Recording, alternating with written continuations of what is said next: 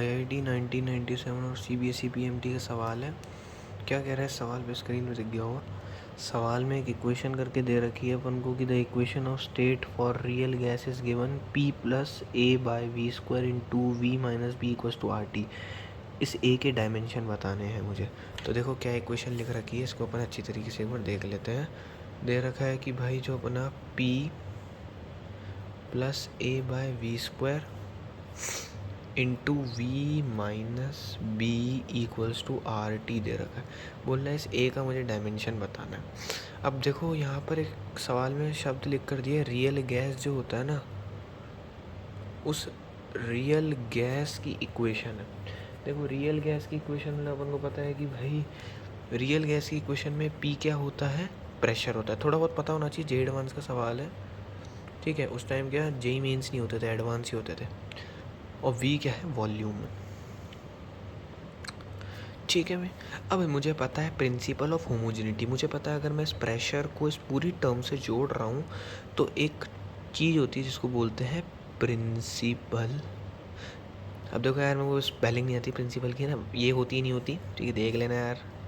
Of homogeneity, homogeneity, ठीक है।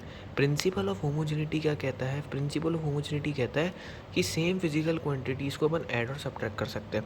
अगर इस प्रेशर को इस पूरी टर्म के साथ जोड़ रहा हूँ तो मतलब इस प्रेशर का डायमेंशन और ए अपॉन वी स्क्वायर का डायमेंशन बराबर होगा। तो मैं लिख सकता हूँ dimension of pressure is equals to D, मतलब dimension of A by V square. Pressure का डायमेंशन क्या होता है मुझे पता है, प्रेशर जो होता है ना फोर्स अपॉन एरिया होता है। फोर्स का जो डायमेंशन होता है वो M/L/T-2 होता है, मतलब M1L1T-2। डायमेंशन मेरे हिसाब से तुम्हारे को निकालना आते होंगे तो सवाल तुम खुद ही कर दोगे। एरिया का होता है L² इक्वल्स टू ए क्या है अपन का, ए जो अपन को निकालना है dimension of a divided by v क्या है, वॉल्यूम। वॉल्यूम होता है L³ इसका, उसका स्क्वायर। तो अगर मैं इसको सॉल्व करूं तो M1L1T-2 अपॉन L² L⁻²। ये जो 1 2 ऐसे लिखे पड़े ना, 1 1 माइनस 2 2, यही अपन के क्या होते हैं, डायमेंशन होते हैं, ठीक है। मुझे यहाँ पर बोल रहे डायमेंशनल फार्मूला बताना है, ठीक है। वैसे तो यार देखो डायमेंशन और डायमेंशनल फार्मूला में फ़र्क होता है। डायमेंशन तो ये है, ठीक है, जो लिखे हुए हैं, ठीक है। डायमेंशनल फार्मूला पूरा होता है और ये हो जाएगा मेरा dimension of A upon L की पावर इज 6। इसको अगर मैं देखूँ अच्छी तरीके से तो देखो, इसको अगर मैं काटूँ तो ये एल की पावर 4 बार कटेगा। अब देखो कैसे कटेगा ये, इस एल की पावर 2 को यहाँ भेजूँगा, ठीक है, ठीक है।